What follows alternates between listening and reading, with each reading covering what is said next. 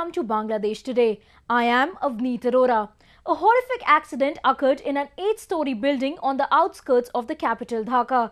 The building caved on April 24th, resulting in the death of more than 270 people. We have a report on that and another report on the difficulties faced by religious minorities in Bangladesh due to the pressure tactics of the Jamaat-e-Islami and its students' wing. But first, a look at the accident-prone garment industry in Bangladesh.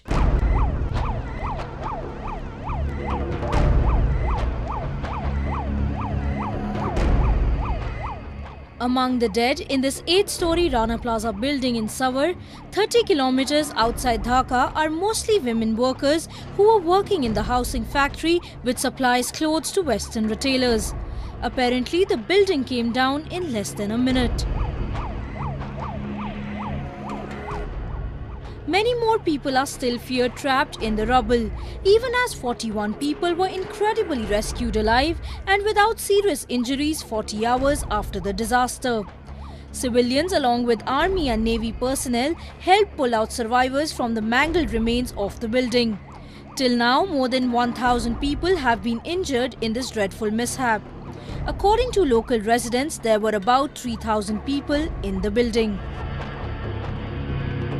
আজকে সকালবেলা উঠতে চাই না আমাকে সবাই উঠাইছে কোনো সমস্যা নাই যে 8:40 বাজে এমনি বিল্ডিং দাইবা গেছে নিচের দিকে আমরা যে মেশিন দিয়ে উঠবো সেই শক্তিটা আমরা পাই নাই নিচের দিকে দাইবা গেছে আমরা ছিলাম সকাল 9:10 এ পড়ছে এই বিকাল 10টা পর্যন্ত তখন কয়টা বাজে রাতে এই 10:18 পর্যন্ত বাইরে ছিলাম 9:10 এ বিল্ডিং পড়ছে আমাকে সবারই ঠেলে আমাইছে মালিকরা আমাকে কে আমরা উঠতে চাই না সবাই আমরা উঠাইছে ভিতরে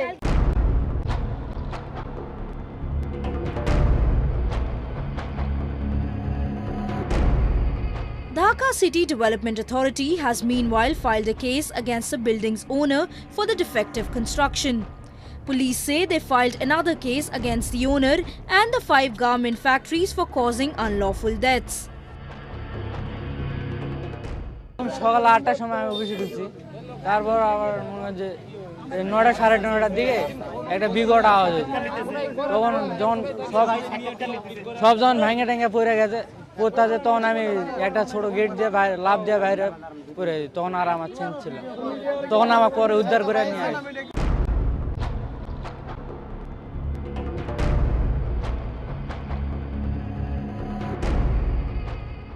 This comes 5 months after a fire killed 112 people in Dhaka's Tazreen fashion factory and could further damage Bangladesh's reputation as a hub of low-cost goods for Western firms.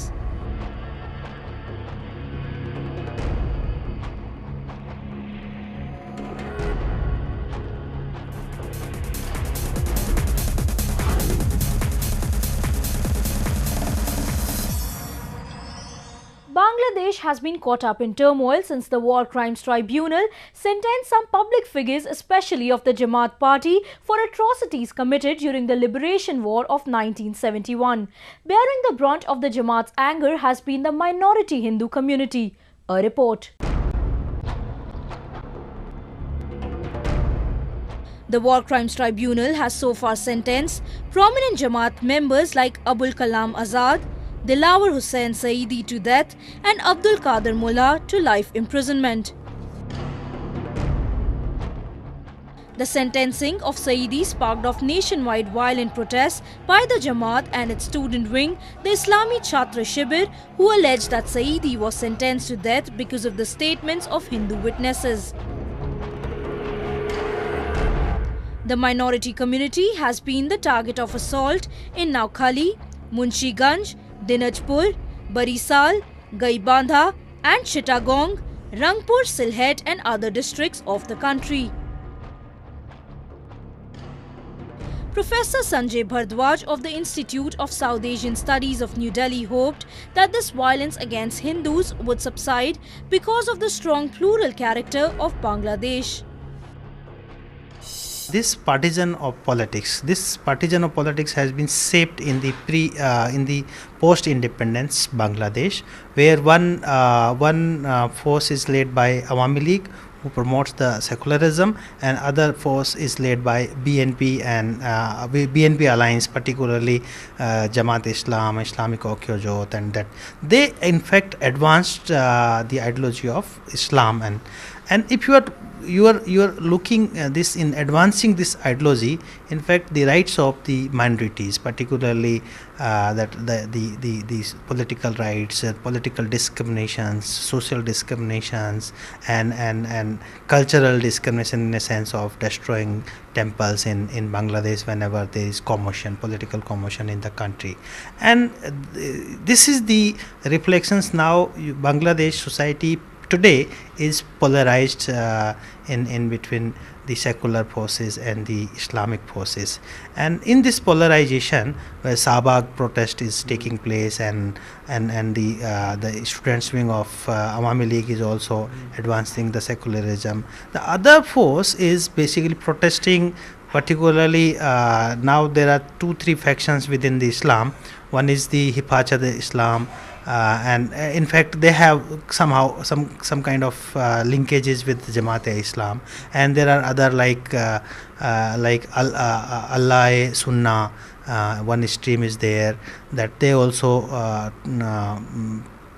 they wants to protect the Islam in Bangladesh. So you can see that there is polarization in between, again the polarization in between the secular forces and the Islamic forces, and in these polarizations, then due to the recent commotion, that a lot of violence had been political violence had been taken place.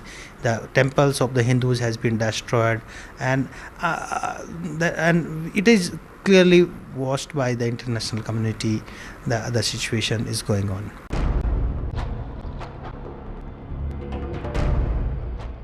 Protesters have damaged Hindu temples, ransacked their houses and looted their shops, even though Jamaat-e-Islami have denied their involvement in these attacks. Eyewitness accounts say groups of young men carrying Jamaat posters were behind the hooliganism. Bangladeshi academician and social activist Shahryar Kabir has slammed the Islamist forces for their anti-minority stand and even demanded that the Sheikh Hasina government ban the Jamaat-e-Islami and its student wing. They started killing political opposition, the secular democratic political parties, student leaders, and also the intellectuals, just to establish their hegemony, just to implement their political agenda. And this is the nature of the characteristic of Jamaat-e-Islami that we have witnessed throughout this history. Now it is very essential for us to ban Jamaat-e-Islami for their involvement with the rise of Islamic militancy in Bangladesh. When they were assuming power, sharing power with BNP from 2001 to 2006, we have seen there are more than 100 Islamic militant organizations who were directly supported by Jamaat-e-Islami, and some were sponsored by Jamaat-e-Islami, like Harkatul Jihad, Hizbut Tahrir, and Jamaatul Mujahideen, etc. So that's why we are asking government, you have to ban Jamaat-e-Islami for committing genocide, war crimes and crimes against humanity in 1971. You have to ban Jamaat-e-Islami for their involvement with Islamic militancy, as well as for killing the religious and ethnic minorities. We have seen for the last couple of months, first we have seen the killing of the Buddhist in Cox's Bazar, and it was been written, it was there are evidences how Jamaat-e-Islami initiated this killing. And later we have seen several attacks on the Hindus, destroying their temples, their deities, destruction of deities, and as well as a brutal violence against minorities, religious minorities.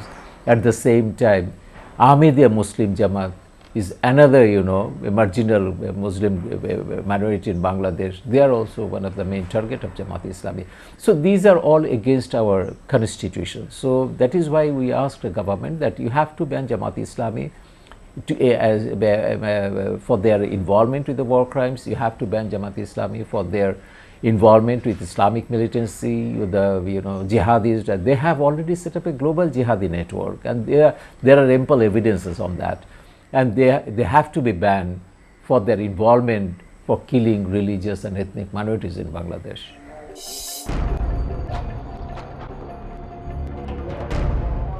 Although Hinduism is the second largest religious community in Bangladesh, with around 9% of the total population, it has constantly been under attack from radical Islamist elements, and especially after the partition of India in 1947 and during the 1971 Liberation War.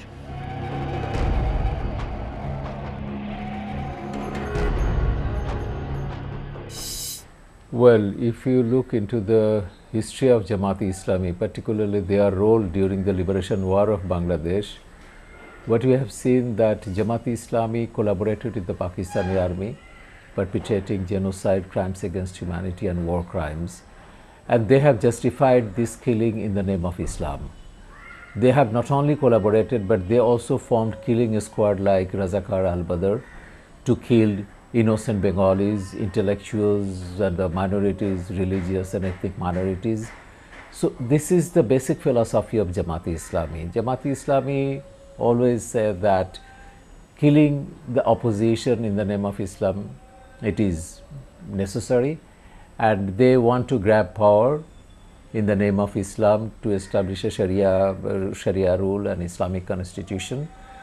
So that's why, you know, the way they have justified genocide, crimes against humanity during the liberation war of 71, it was not accepted to the people of Bangladesh, and eventually Pakistan army and Jamaat-e-Islami was defeated during the war.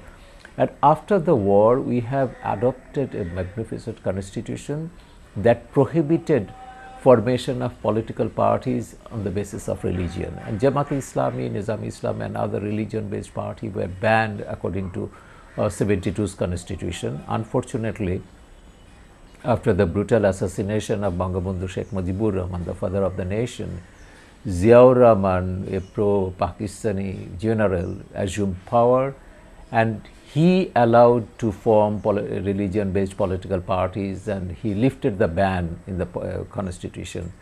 So since then, the civil society particularly and the family members of those who were being killed during the war, they were campaigning to ban Jamaat-e-Islami for their involvement with genocide, for killing their near and dear ones. Unfortunately, it was not done until and unless there was a tremendous, huge civil society movement that initiated by Jahanara Imam, a mother of martyr, who lost her husband and son during the liberation war. So she initiated a civil, disobedience movement, as well as we can say that is unprecedented civil society movement to ban Jamaat-e-Islami and also to try the war criminals of 1971. As a result, what we have seen in 2008, the Grand Alliance led by Awami League assumed power, and they said that in the election manifesto, they categorically said they are going to try the war criminals. And the trial has been started, but we are also campaigning to ban Jamaat-e-Islami.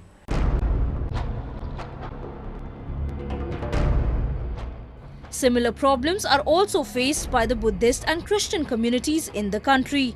Instances of Buddhist temples being vandalized and Buddha idols being desecrated have come to the fore.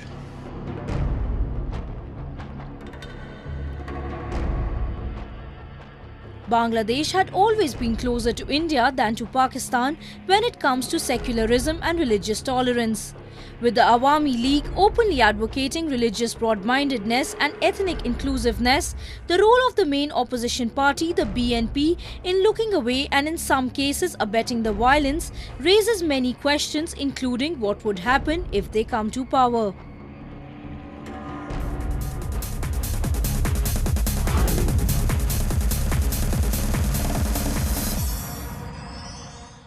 India and Nepal, Bangladesh has the largest population of Hindus in the world. The country has long prided itself as being a pluralistic nation. Now, if the Bangladeshi government wants to put a spanner in the works, then they have to ban the bigoted politics of outfits like the Jamaat-e-Islami and strengthen the hands of the law enforcing agencies. Else, like Pakistan, Bangladesh too will be hijacked by religious and sectarian violence. More on that in the coming episodes. Thank you for watching Bangladesh Today.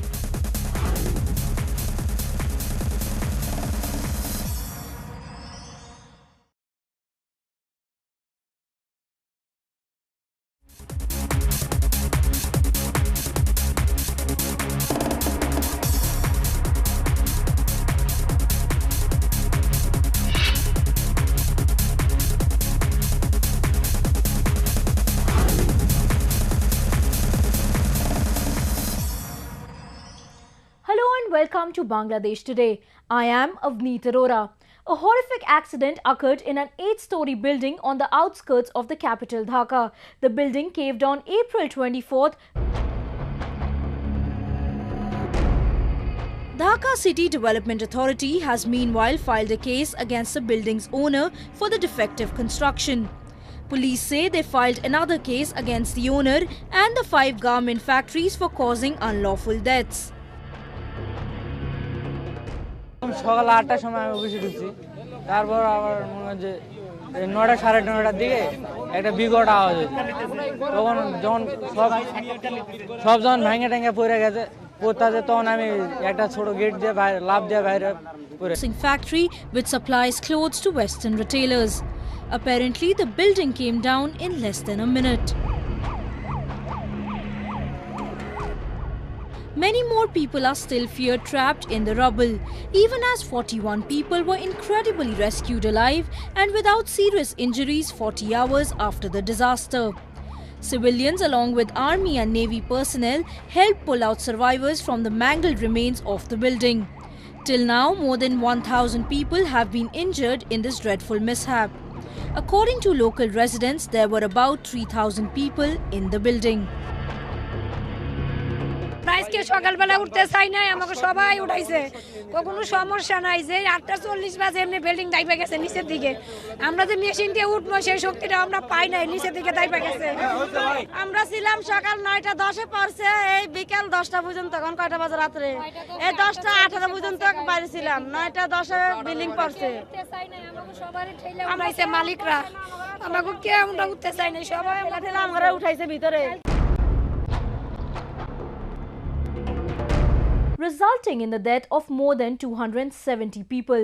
We have a report on that and another report on the difficulties faced by religious minorities in Bangladesh due to the pressure tactics of the Jamaat-e-Islami and its students' wing. But first, a look at the accident-prone garment industry in Bangladesh.